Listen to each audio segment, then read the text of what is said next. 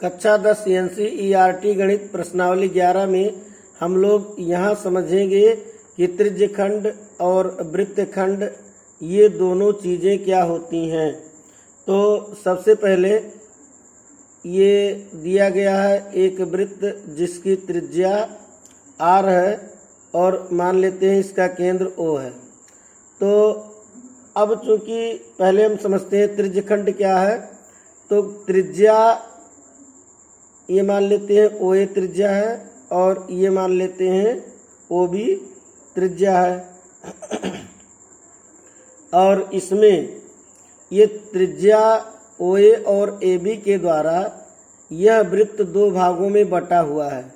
तो दो भागों में बटा हुआ है, एक जो है लघु भाग है और दूसरा दीर्घ भाग है। तो त्रिज्याओं के द्वारा अगर कोई वृत्त दो हिस्सा में बट जाता है, दो भागों में विभाजित करते हैं तो उसको त्रिज्यखंड कहा जाता है। और जो छोटा वाला भाग होता है उसको लघु त्रिज्यखंड कहा जाता है। इसे क्या कहेंगे? लघु त्रिज्यखंड। इसको कहा जाएगा लघु त्रिज्यखंड। और जो बड़ा वाला भाग होता है उसको क्या कहेंगे? दीर्घ त्रिज्यखंड।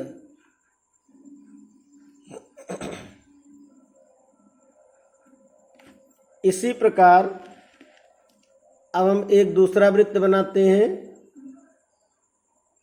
तो इस वृत्त में यहाँ पर केंद्र O है और ये कोई जीवा है। तो ये जीवा मान लेते हैं AB जीवा है। तो किसी जीवा के द्वारा अगर कोई वृत्त दो भागों में बांटा जाता है तो वहाँ पर वृत्तखंड कहते हैं और छोटे वाले भाग को लघु वृत्तखंड कहेंगे।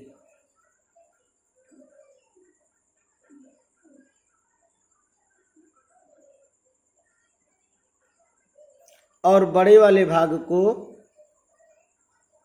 दीर्घ वृत्तखंड कहा जाता है। तो इस तरह जब हम प्रश्नावली 11 के सभी प्रश्नों को सरल करेंगे तो उसमें बार बार ये दो शब्द देखने को मिलेगा कि त्रिज्यखंड और वृत्तखंड।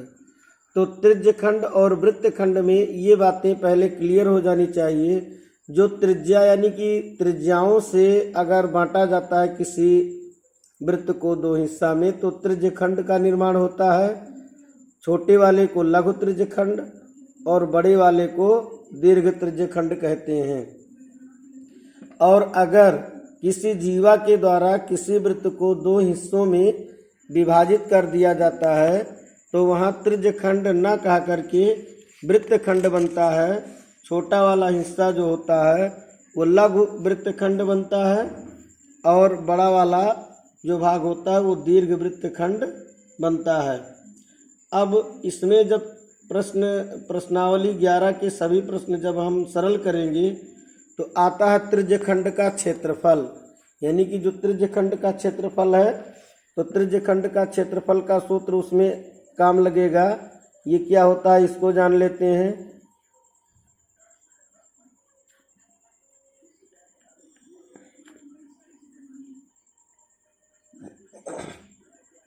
त्रिज्यखंड का क्षेत्रफल होता है पाई R स्क्वायर थीटा बटा 360। ये त्रिज्यखंड का क्षेत्रफल बनेगा। त्रिज्यखंड का क्षेत्रफल पाई R स्क्वायर थीटा बटे 360। और किसी किसी प्रश्न में चाप की लंबाई पूछता है तो इसका सूत्र क्या होता है? चाप की लंबाई